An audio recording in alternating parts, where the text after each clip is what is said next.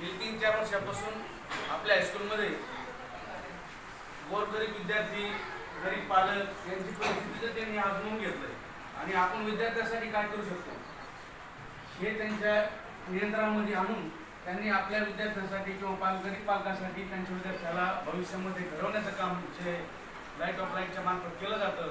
इंग्लिशसारख्या विषयाचे, गणितसारख्या विषयाचे class extra घेतले जातात आणि पुन्हा विद्यार्थी तुम्हाला माहिती आहे डबल रिपीट शाळेमध्ये सुद्धा तेच विषय परत घेतले जातात. याचा उद्देश असा आहे की तुमच्या ज्ञानात जास्तीत जास्त भर पडावी, जेणेकरून त्या विषयाचं तुम्हाला सखोल ज्ञान प्राप्त व्हावं हा उद्देश मनात ठेवून. आणि आत्तापर्यंत तुम्ही पण ऐकत आला, गायकवाड सर झाले, डमाळे सर झाले, यांच्या माध्यमातून जे विद्यार्थी घडवले गेलेत हे सर बऱ्यापैकी जिल्हा लेवलच्या, तालुका लेवलच्या या पदावर काम करतात.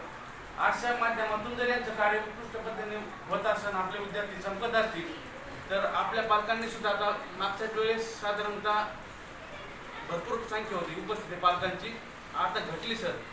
आता 60 विद्यार्थी आहेत, 60 पालक पाहिजे नव्हते, नशिबाचे आपलं 40 पालक येतात.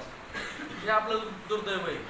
कारण काय होतं, आपण जर त्याला प्रतिसाद दिला नाही, प्रोत्साहन दिलं नाही तर त्यांची उभारी कमी होती. आपला जेवढा प्रतिसाद असेल तेवढी सुद्धा त्यांची उभारी आणि आपली मागणी, मी तुम्हाला मागच्या वेळेस सांगितलं होतं, तुमच्या डोक्यात जर आणखीन काही शक्यता असेल तर आपल्या विद्यार्थ्यांसाठी त्यांच्याकडून अजून काही मागायचं आहे तरी सुद्धा मागू शकता. पण या काही पालकांनी अशी अपेक्षा व्यक्त केली नाही की बा आपल्या मुलांसाठी, मुलीसाठी संस्थेकडून लई आहे, संस्थेकडे देण्यासाठी भरपूर आहे, फक्त आपण मागणी करणं गरजेचं आहे.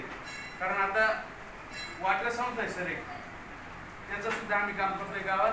त्याच्या माध्यमातून त्यांची अशी अपेक्षा असते तर शेतकऱ्यांनी आम्हाला काही पण मागावं, त्याच्या माध्यमातून आम्ही तुमची उत्क्रांती करण्याचं काम करतोय. तशीच एक लाईट ऑफ लाईट संस्था आहे. आपण काय करू ह्यावेळेस आता सर्वेक्षण करायचं आपल्या विद्यार्थ्यांना कशाची गरज आहे, भविष्यामध्ये आपला विद्यार्थी कशात प्रगतशील, कोणत्या विषयात कमी आहे त्या विषयाचं आपण मार्गदर्शन करण्याचं चांगलं एक्स्ट्रा क्लास घ्यायचं सुद्धा आपण सुचवू शकतो. समजा इंग्रजी सारखा विषय काय काय इंग्रजी मुलांना वाचता येईल अर्थच कळत नाही, अशा विषयात जर एक्स्ट्रा क्लास घेतले त्यामुळे सारखा हुशार माणूस आपल्या विद्यार्थ्यांना शिकण्यासाठी इंग्रजीचे डिक्शनरी सर आम्हाला एक काम करा, आम्ही इंग्रजीची डिक्शनरी तुम्ही उपलब्ध करून द्या. कारण ज्यावेळेस घरी मुले अभ्यास करतात काही शब्द असे आहेत का ते शक्यतो पालकाला तो विषयच नाही कळायचा, तर मुलांना सुद्धा लवकर कवर होत नाही. तर भविष्यामध्ये पुढच्या मीटिंगमध्ये 1 महिन्याने किंवा 15 दिवसांनी ज्यावेळेस असेल त्यावेळेस इंग्रजी डिक्शनरी जो प्रत्येक विद्यार्थ्याला आपल्या मार्फत देण्यात यावी मी पालकाच्या वतीने आपल्याला विनंती करतो. कारण काय होतं, ज्यावेळेस इंग्लिशचा पेपर लिहायला जातो त्यावेळेस आता जशी चिकटून बसले तशी बसत नाही परीक्षेला, पोरांना कळत नाही कोणत्या प्रश्नाचा काय अर्थ होतो. हे जर समजलं नाही तर तो प्रश्नच राहून जातो किंवा त्याचा मार्क कमी होतात. त्याच्यामुळं इंग्लिशचा हा विषय, कारण इंग्लिश ज्या विद्यार्थ्याला समजली त्याचा पूर्ण पेपर सोडवण्यात आला त्या विद्यार्थ्याला बाकीच्या पेपरचा काही सहसा अवघड जात नाही.